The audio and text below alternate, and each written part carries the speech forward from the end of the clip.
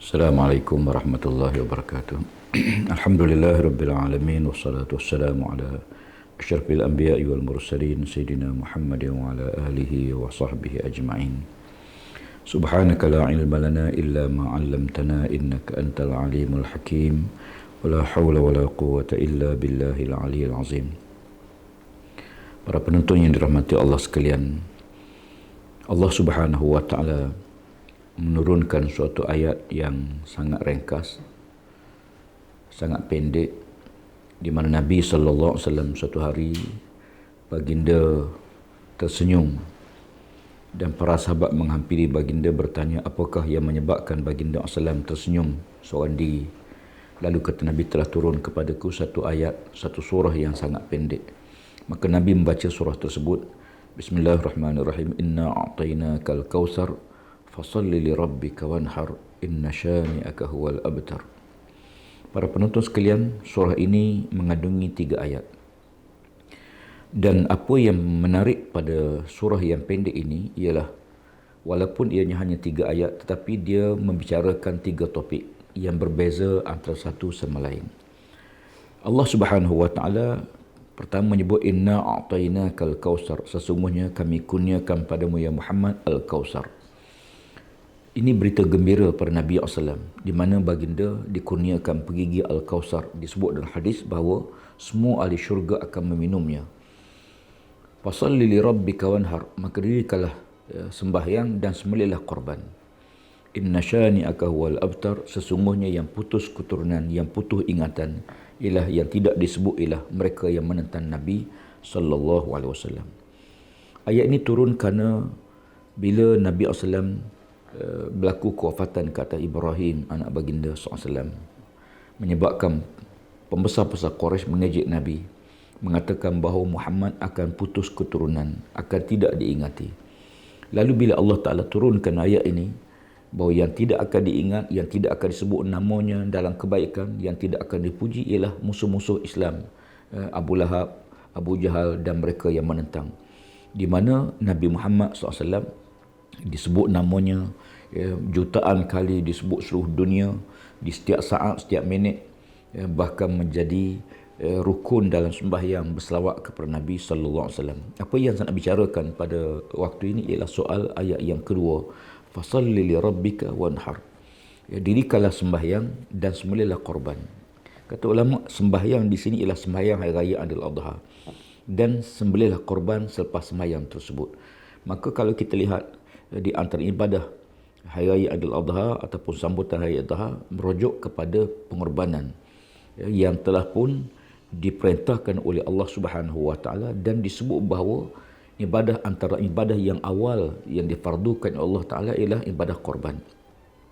Dia bermula sejak zaman Nabi Adam AS, sampailah zaman kita, dan kemuncaknya ialah apa yang boleh kita lihat, setiap pengorbanan yang berlaku pada semua nabi-nabi dan Rasul-Rasul SAW, dia bertolak daripada soal keimanan, ketakwaan kepada Allah Ta'ala, ketinggian keyakinan kepada Allah.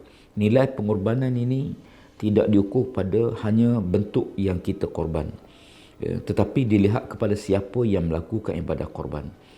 Mungkin hebat kalau kita lihat dalam sejarah bagaimana pengorbanan Nabi Allah Ibrahim AS, diperintahkan oleh Allah Subhanahu wa taala untuk menyembelih Nabi Ismail AS.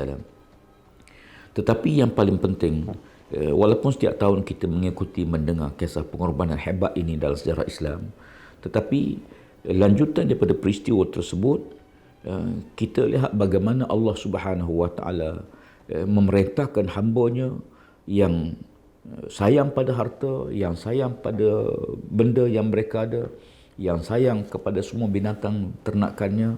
Allah Ta'ala menyuruh supaya apa yang kita sayangkan itu dikorbankan semata-mata kerana mencari redha Allah Subhanahu wa taala.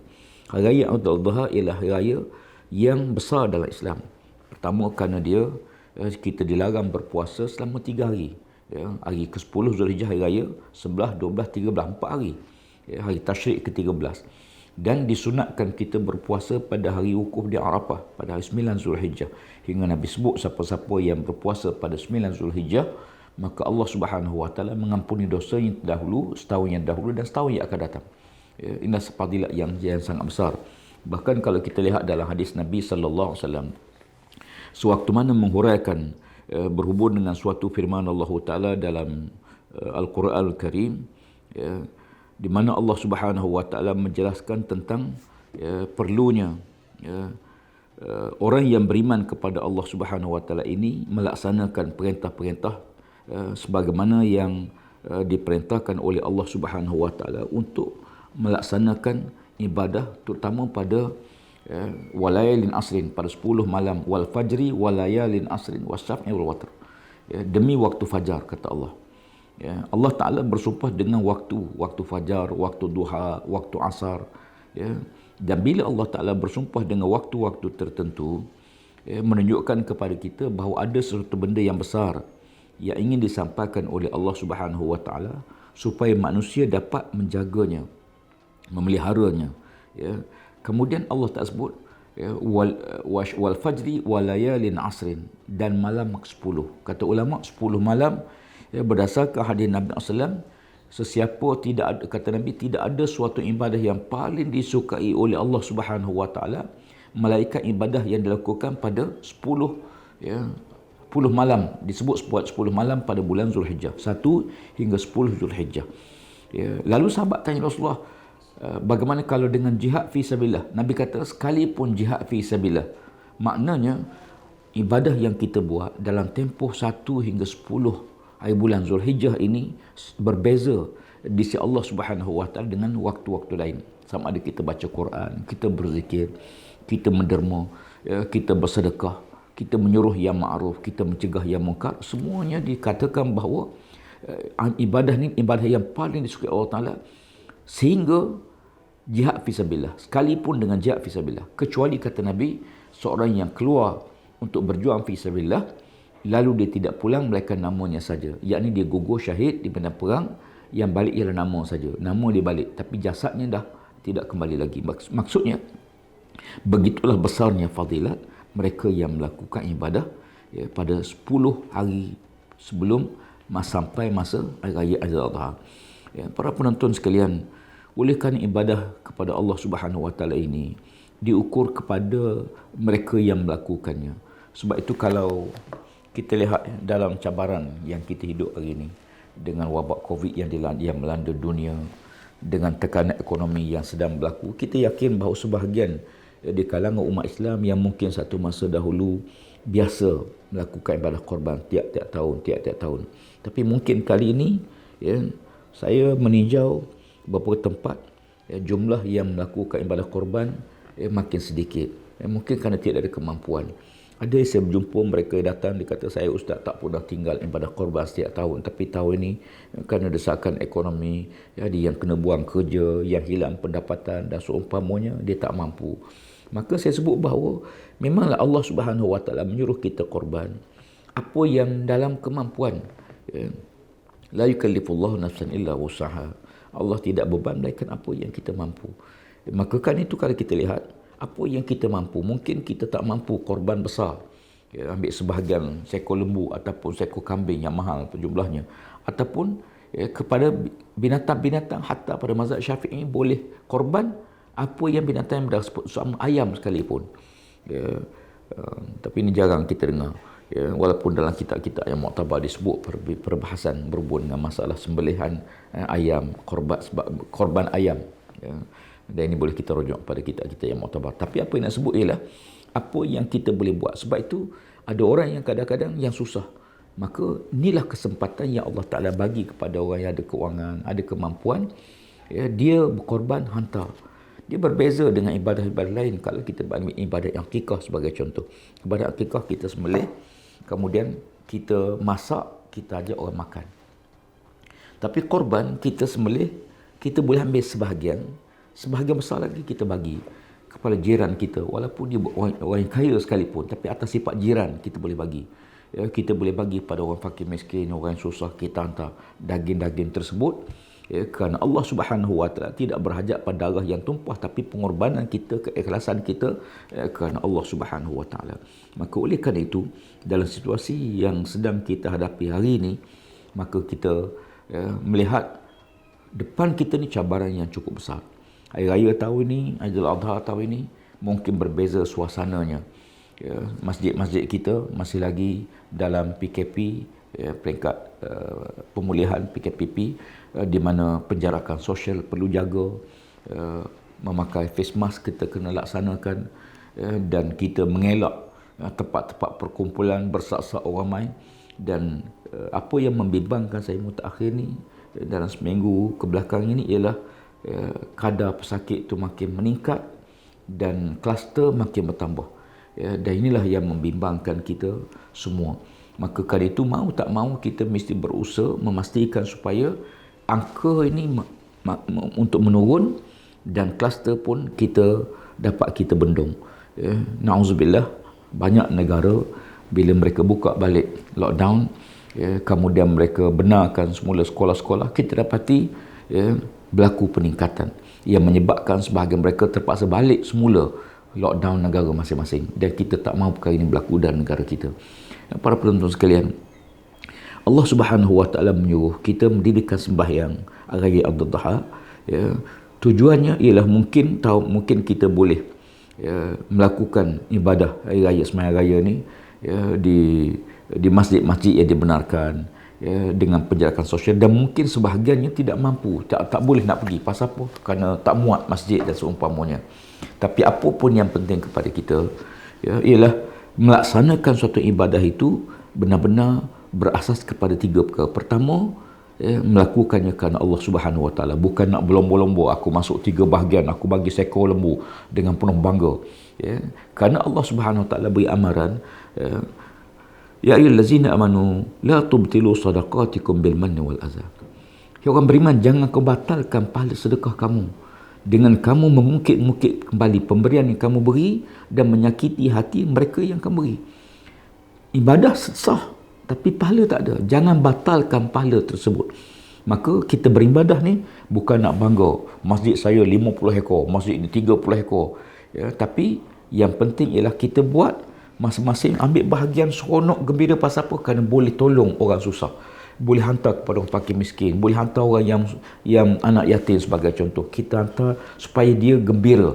Raya ni hari gembira. Kemudian yang pertama, dilakukan semata-mata kerana Allah Subhanahu Wa Taala. Yang kedua, lebih ramai yang menerima daging akikah, daging korban kita, maka lebih besar pahala kita.